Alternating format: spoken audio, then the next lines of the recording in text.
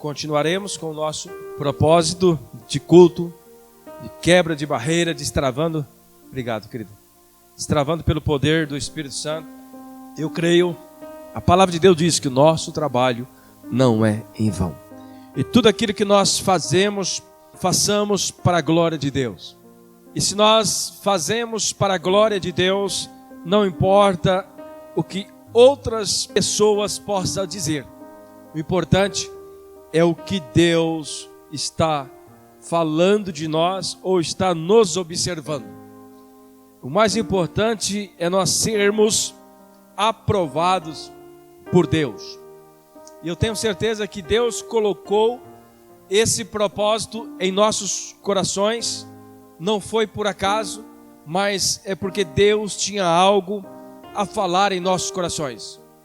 Deus tem algo a ministrar nos nossos corações nesses cultos de quarta-feira. E como diz aquele ditado popular, água mole em pedra dura, tanto bate até que fura. Nós vamos persistir para a glória do Senhor com esses cultos. Eu tenho certeza que o Senhor nos dará força e capacidade para vencermos todas as batalhas, todas as barreiras. Eu quero que você abra a sua Bíblia comigo hoje no livro de Jó. Jó no capítulo 42, do versículo 10 até o versículo 17. Jó 42, do versículo... Jó 42, versículo 10 até o 17. Pode colocar aí, irmão Igor, versículo 10 até o 17. 42, 10 até 17. Olha lá, vamos ler no telão, todos juntos. A palavra do Senhor diz assim: depois que Jó acabou de orar pelos seus 3 amigos, o Senhor fez com que ele ficasse rico de novo e lhe deu em dobro tudo o que tinha tido antes.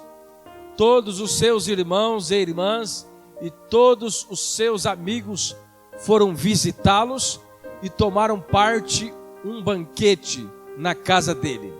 Falaram de como estavam tristes pelo que lhes havia acontecido e o consolaram por todas as desgraças que o Senhor havia feito cair sobre ele.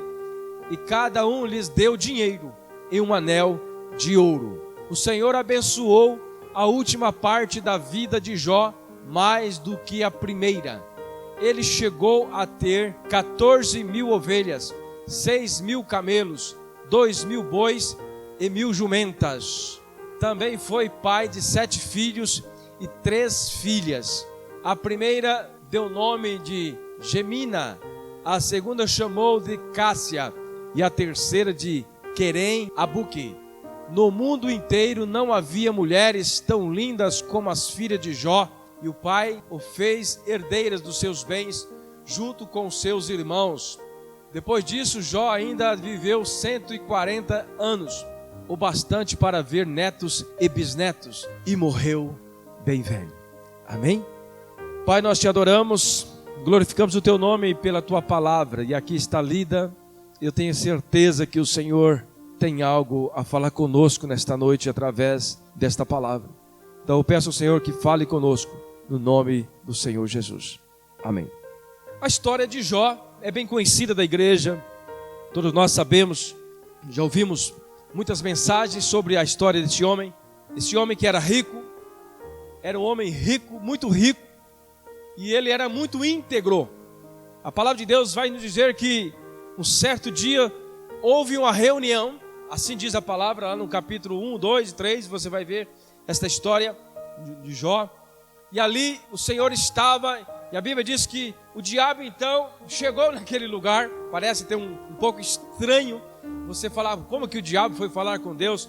Mas o diabo e os seus anjos, ele obedecem a Deus até hoje. Ele não faz nada se não for através de uma permissão de Deus. E a Bíblia diz que o Senhor falou para Jó: observastes o meu servo Jó, homem íntegro, homem temente a mim.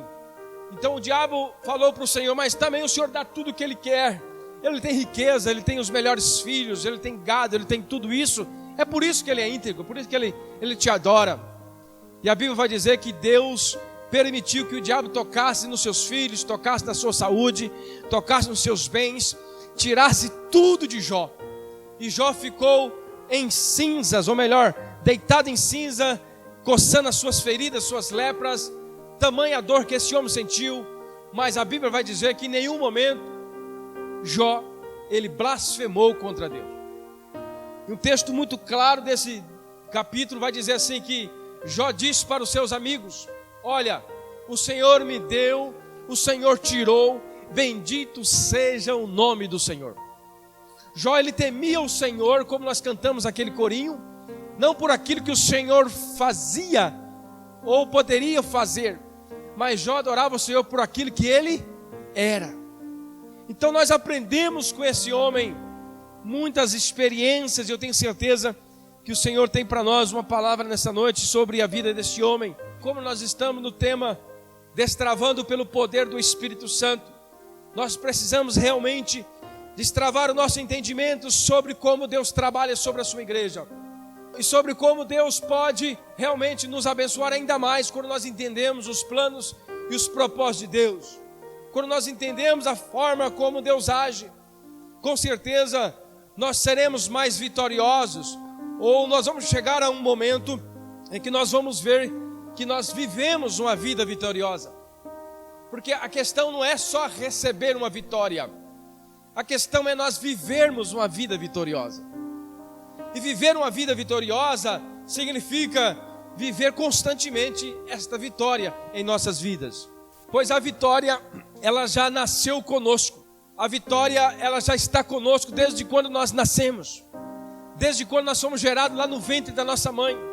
Ali já começou o plano de vitória, a vida vitoriosa.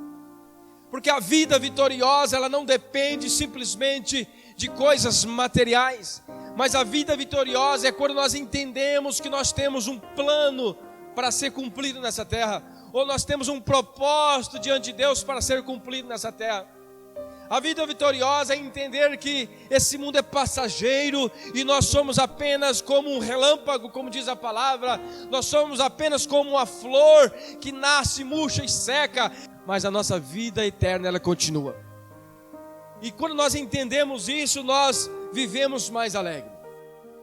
Mas eu quero trabalhar nessa noite sobre adjetivos que nós precisamos ter em nós, ou adjetivos que precisam ser vistos por Deus em nós para uma vida vitoriosa. Quando eu falo de adjetivos, é toda palavra que caracteriza o substantivo, indicando a qualidade, o defeito, o estado ou a condição dessa pessoa. Por exemplo, aqui está um copo. O copo é o substantivo.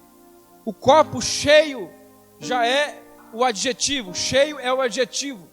O Paulo está aqui, o pastor está aqui. Esse é o substantivo. O adjetivo do pastor é que ele é pecador.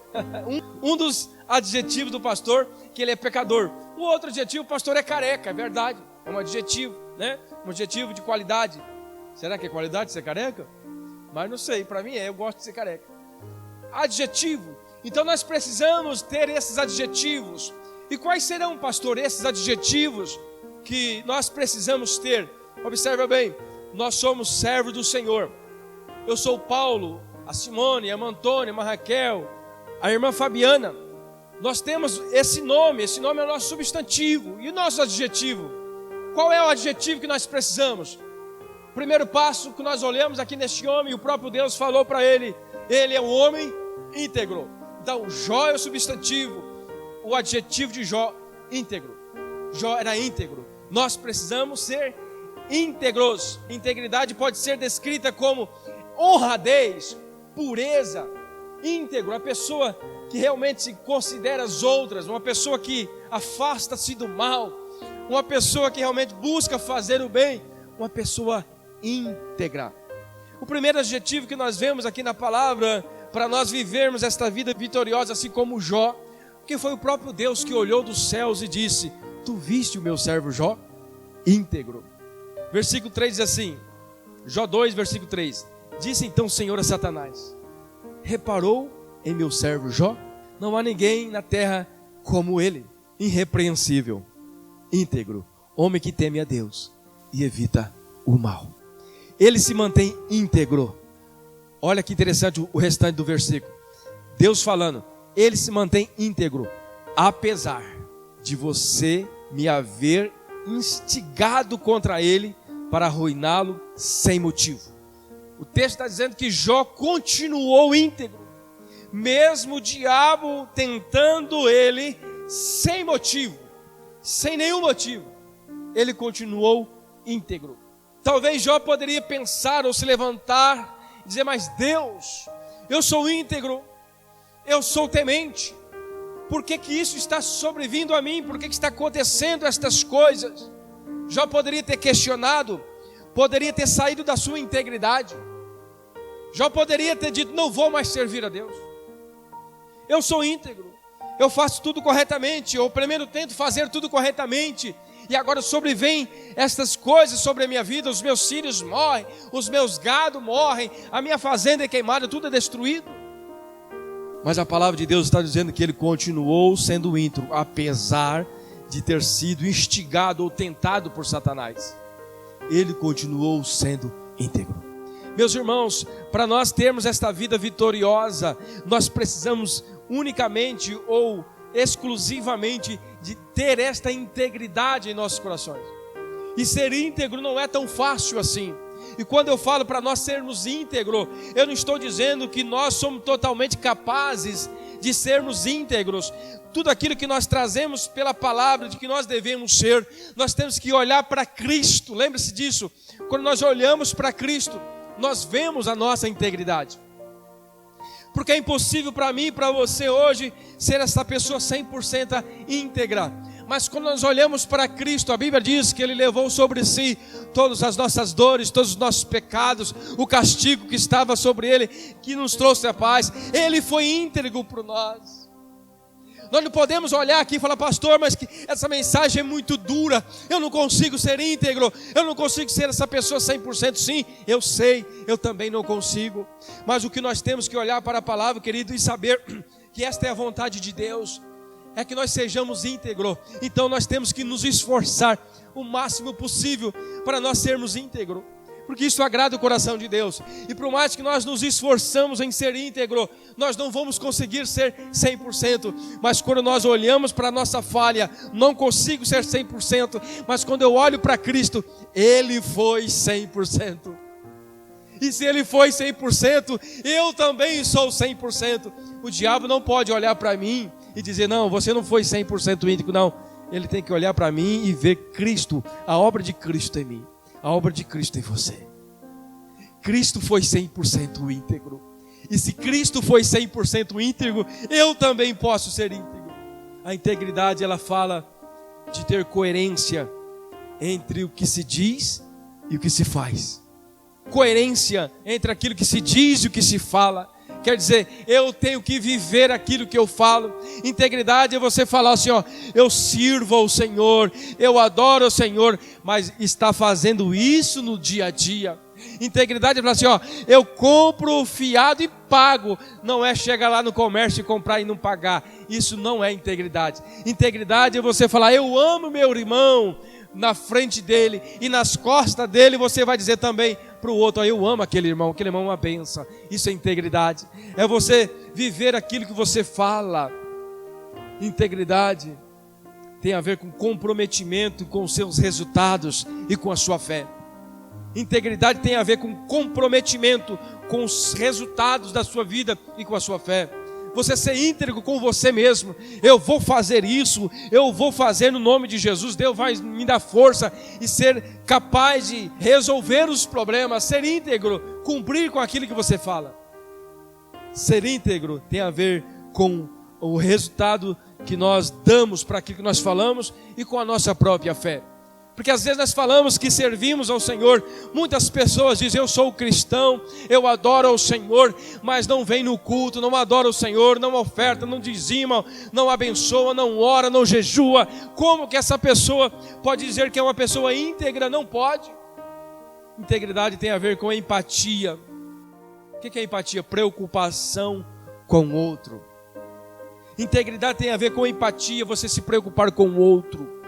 Ser íntegro não é você olhar só para você, mas se preocupar com a vida do irmão, com a vida da irmã. Você ser íntegro. Jó, ele tinha esse nome ou esse adjetivo, porque com certeza Jó, ele olhava para as pessoas, ele se preocupava com as pessoas. Jó, ele fazia aquilo que ele falava. Jó, ele dava resultado daquilo que ele fazia. Aquilo que ele colocava a mão tinha resultado. Salmo 7, versículo 8 diz assim: o Senhor julgará os povos. Julga-me, Senhor, conforme a minha justiça e conforme a integridade que há em mim. Olha que frase do salmista: Senhor, julga-me conforme a minha integridade, conforme a minha integridade, conforme a minha justiça.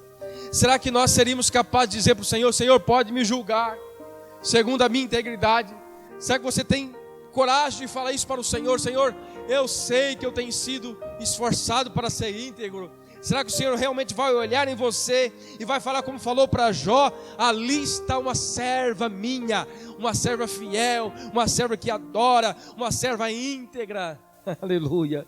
Sim, Deus vai falar isso de você.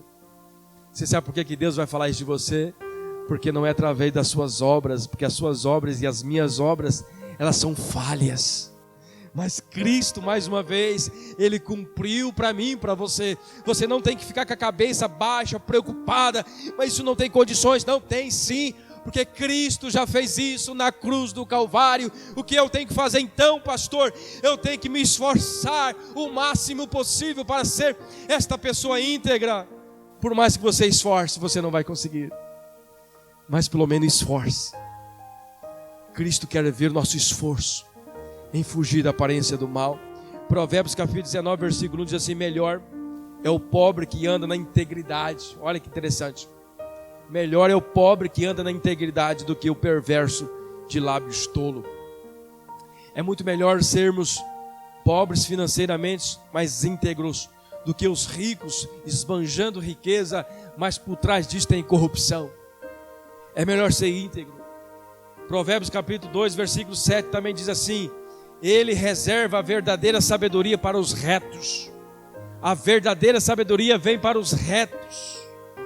Escudo é para os que caminham na sinceridade. Aleluia.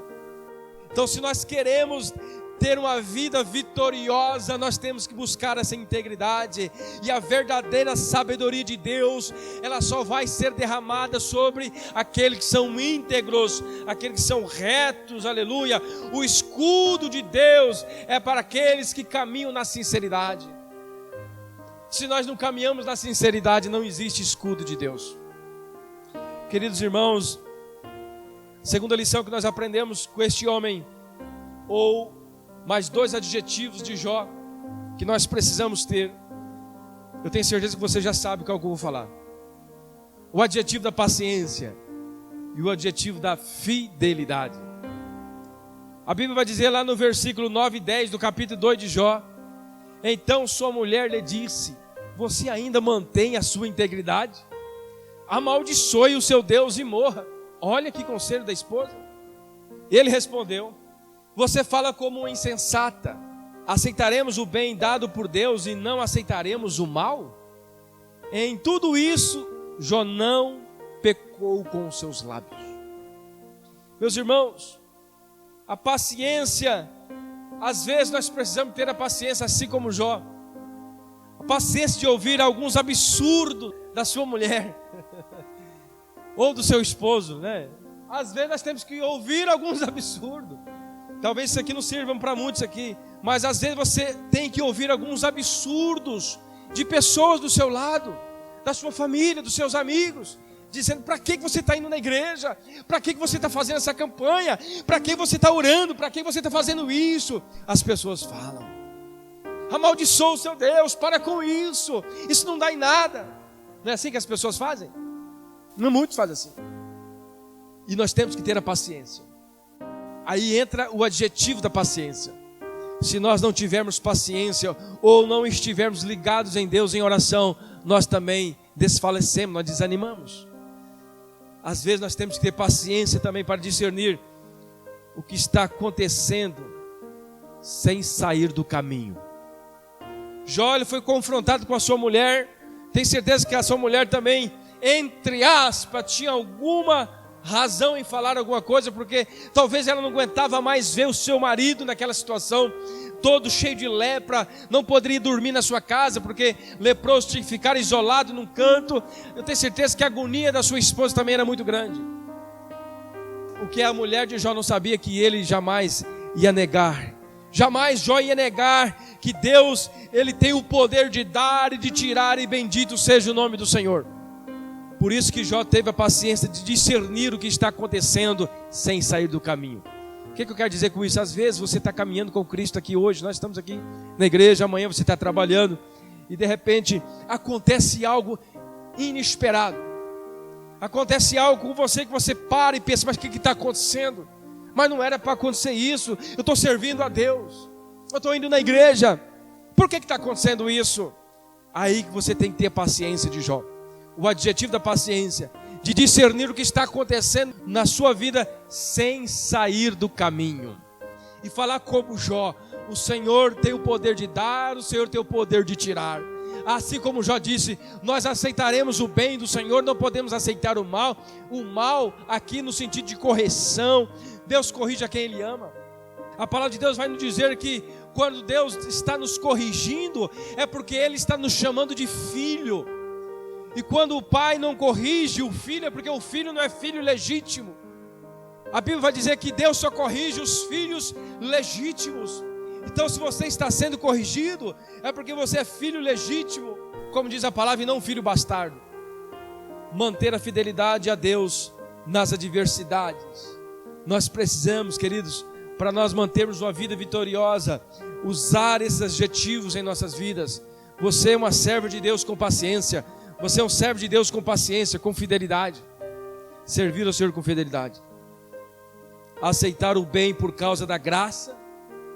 Olha só, aceitar o bem por causa da graça e a correção como merecimento.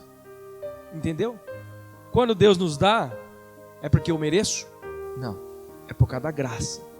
É porque o seu amor dura para sempre. É porque Ele nos ama. Quando você recebe uma bênção, você jamais tem que pensar, eu mereço. Aí eu recebi porque eu fiz isso. Não, é a graça de Deus. Porque Ele é misericordioso, porque nós não merecemos nada, irmãos. Nós não merecemos nada. Às vezes é chato ouvir isso, né? Mas é tão bom quando você entende isso. Você vive muito mais contente, muito mais alegre. Então você entende assim, eu recebi por causa da graça. Eu estou sendo corrigido por quê? Porque eu mereço. Dois sentidos que você tem que pôr na sua mente. Tudo aquilo que eu recebo é porque a graça de Deus me alcançou. Tudo aquilo que eu estou recebendo de correção de Deus é porque eu mereço. Isso é ter paciência, ter fidelidade. Isso é entender o propósito de Deus. Isso é viver uma vida vitoriosa. Apóstolo Tiago diz assim, capítulo 5, versículo 11: como vocês sabem, nós consideramos felizes aqueles que mostraram perseverança. Vocês ouviram falar sobre a paciência de Jó? E viram o fim que o Senhor lhe proporcionou? O Senhor é cheio de compaixão e de misericórdia. Provérbios capítulo 25, versículo 15: pela longanimidade se persuade o príncipe, e a língua branda amolece até os ossos. Paciência, irmão. É o que Deus está dizendo para nós nessa noite. Paciência, perseverança, fidelidade. Adjetivos de Jó: integridade, paciência e fidelidade. Talvez você que está aqui nessa noite possa estar pensando, pastor, mas eu sou tudo isso. Eu queria que você pensasse diferente. Eu não sou isso. Eu ouvi no pastor esta semana, ele disse que nós temos que chegar diante de Deus considerando nós como pessoas inúteis. Eu tenho que chegar diante de Deus, Senhor, eu sou inútil, eu não sirvo para nada, mas o Senhor me escolheu a si mesmo. Então que o Senhor faça de mim aquilo que o Senhor quer que eu seja. Que o Senhor me capacite conforme a tua graça e a tua misericórdia.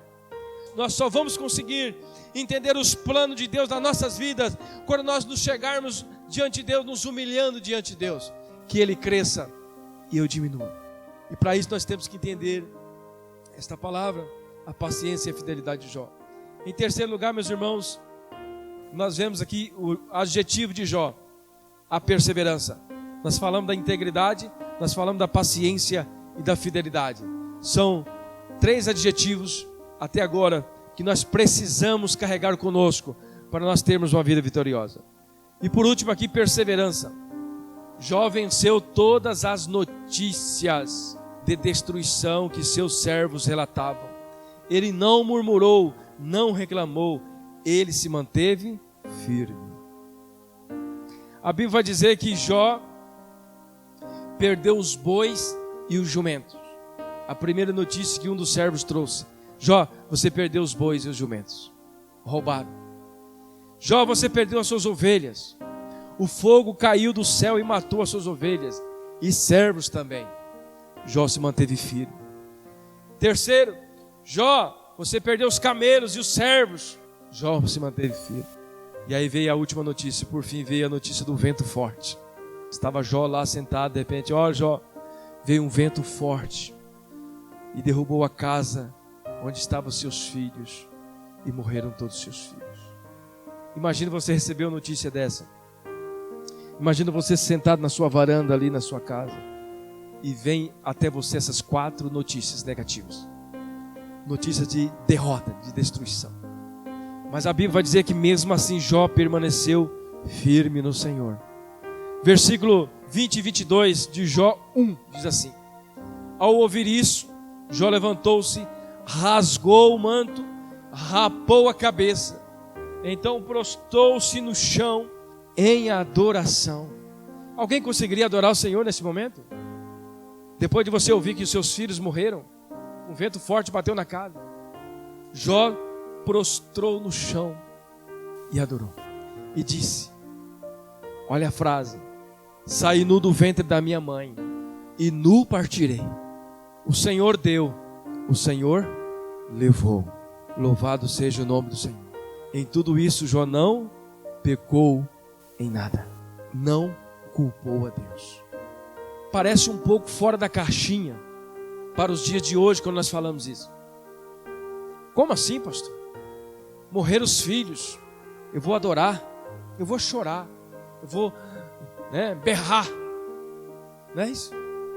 Qual que é a tendência, irmão Antônio? Não é nós sair berrando? Eu falo por mim, eu sairia correndo. Ai, meu Deus, manda meu filho, meu Deus. O que eu fiz, Senhor? O que eu fiz, Senhor? Mas a Bíblia está dizendo que Jó, ele dobrou o joelho. Irmãos, é por isso que eu falo e continuo falando. Se não fosse Jesus Cristo na cruz do Calvário, ninguém salvaria. É possível eu fazer isso, irmão? É possível você fazer isso, pastor? É possível, Raquel? Você ouviu uma notícia dessa e ainda dobrar o joelho? Falar, Senhor, obrigado. O Senhor deu, o Senhor tirou, bendito seja o nome do Senhor. É esse nível de adoração que o Senhor quer de nós. É esse nível de integridade que o Senhor quer de nós. É esse nível de perseverança. E onde nós encontramos isso? Em Jesus. Em Jesus. É por isso que nós temos que servir a Ele. Porque se nós não servirmos a Jesus, como que nós vamos nos salvar? Como que nós vamos ganhar a salvação? É possível ser íntegro como Jó? Só em Cristo nós podemos ser íntegros. 1 Pedro capítulo 4, versículo 14, 16. Se vocês são insultados por causa do nome de Cristo, felizes são vocês, pois o Espírito da glória, o Espírito de Deus repousa sobre vocês. Se algum de vocês sofre, que não seja como assassino, ladrão, criminoso, ou como quem se intromete em negócios alheios. Contudo, se sofre como cristão, não se envergonhe, mas glorifique a Deus por causa disso. Mateus também, capítulo 10, versículo 22, diz assim: e odiados de todos sereis por causa do meu nome, mas aquele que perseverar até o fim será salvo. E estabelecerei o seu reino para sempre, se perseverar em cumprir os meus mandamentos e os meus juízos, como até o dia de hoje. 1 Crônicas 28, 7. Você deve estar pensando, mas pastor, que palavra de vitória é essa que o Senhor está me dando? Meus irmãos, aquilo que eu comecei falando, a nossa vitória, ela está quando nós compreendemos a palavra, não é verdade? Se eu compreendo a palavra, eu vivo uma vida vitoriosa. Quem é que não vive uma vida vitoriosa? Aqueles que acham que merecem tudo nessa terra. Quando nós achamos que merecemos tudo nessa terra, nós vamos viver frustrados, porque Deus não vai fazer tudo que nós queremos. Amém? Mas quando nós entendemos que tudo aquilo que está acontecendo à nossa volta tem um plano, tem um propósito, nós vivemos uma vida vitoriosa, aleluia. Quando nós demonstramos integridade, fidelidade, perseverança, quando nós entendemos que tudo coopera para o bem, eu vivo uma vida vitoriosa, aleluia. Tudo aquilo que eu faço prospera. E o que diz a palavra que nós lemos aqui, o último texto que nós lemos, versículo de 10, 17: e o Senhor virou o cativeiro de Jó, quando orava pelos seus amigos. E quando nós vamos ver a história de Jó, esses amigos não eram nem amigos, irmãos, eram inimigos dele, porque ele falava contra Deus para Jó.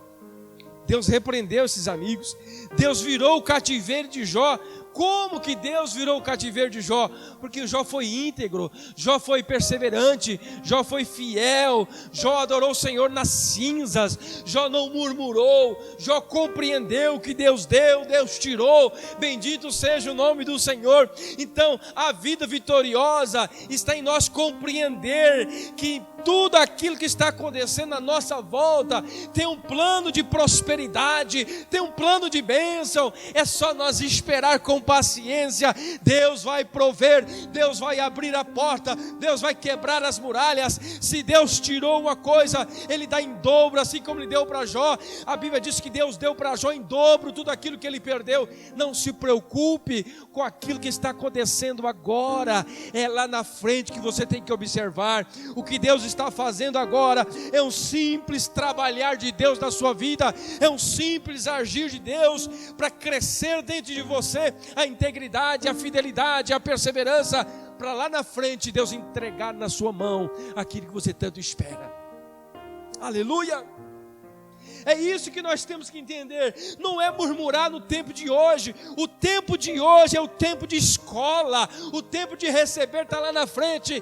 Viva o presente, olhando para o futuro com a certeza. O futuro já está garantido para os filhos de Deus. Hoje nós vivemos debaixo de perseguições, de luta, de sofrimento. Mas o futuro, Deus nos dará em dobro tudo aquilo que nós perdemos. Todo o nosso trabalho, como diz a palavra, não é em vão.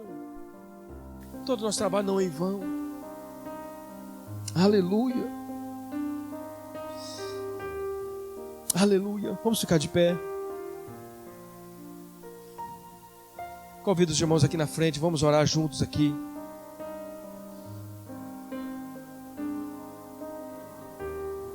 Aleluia. Glória a Deus. Santo é o nome do Senhor.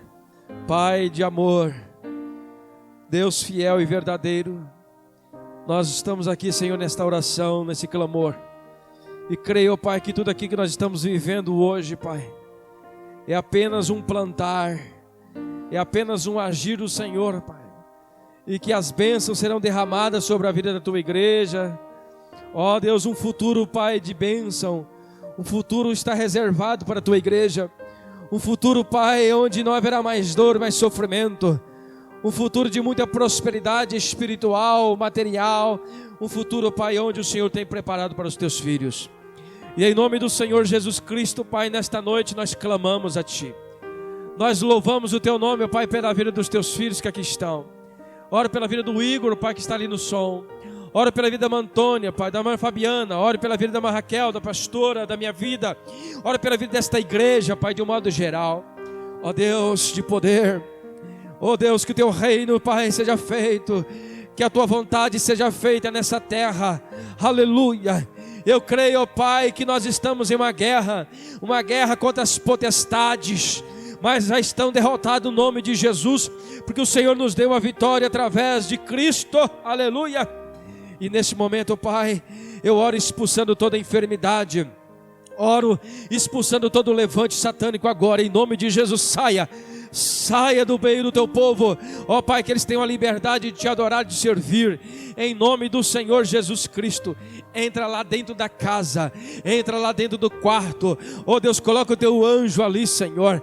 Não permita o diabo, Senhor, fazer nenhuma graça, não permita o diabo, Senhor, fazer nenhuma, ó Deus, desavença na vida da tua igreja, dos teus filhos. Abra as portas para eles, Senhor, abra as portas, Senhor, naquilo que ela precisa, no nome de Jesus, papai. Nós oramos, nós cremos no poder sobrenatural do Senhor. Eu creio, Pai, aleluia. Eu creio, Pai, que portas estarão sendo abertas. Eu creio que o diabo está sendo envergonhado agora, em nome de Jesus. Eu creio, Pai, que as cadeias estão sendo quebradas agora, em nome de Jesus, oh Pai. Oh, Deus nos dê autoridade, Senhor, sobre as potestades, e nós ordenamos agora, Pai, oh Deus, que todo levante caia por terra, aleluia. Oramos pelos enfermos nos hospitais, oramos por aqueles, oh Pai, que estão ali, Senhor, com Covid, aqueles que estão internados por outras enfermidades. Oh Deus, o Senhor entra ali naqueles leitos de enfermidade e traga cura, Senhor, para os teus filhos, em o nome do Senhor Jesus Cristo. Nós oramos, oh Pai, pelo nosso país, pelo Brasil. Oh Deus, está chegando o grande dia, 7 de setembro, aquela manifestação ali em Brasília. Oh Deus, coloca as tuas mãos, Senhor, não deixe que nenhum levante satânico aconteça, mas que o teu povo tenha liberdade, Senhor, neste país, de te adorar. Oramos pelo presidente, oramos por todos os ministros, oramos por um país, ó Pai, guardado e protegido pelas tuas mãos, em nome do Senhor Jesus Cristo. Nós oramos, Pai, por esta cidade, oramos pelo prefeito, pelos vereadores, oramos, ó Pai, por toda a administração desta cidade, em o nome do Senhor Jesus Cristo. Nós oramos, nós abençoamos este povo, em nome de Jesus, amém e amém. Glória a Deus. Deus abençoe, meus irmãos. Está encerrado nosso culto. Cumprimente seu irmão com a paz do Senhor.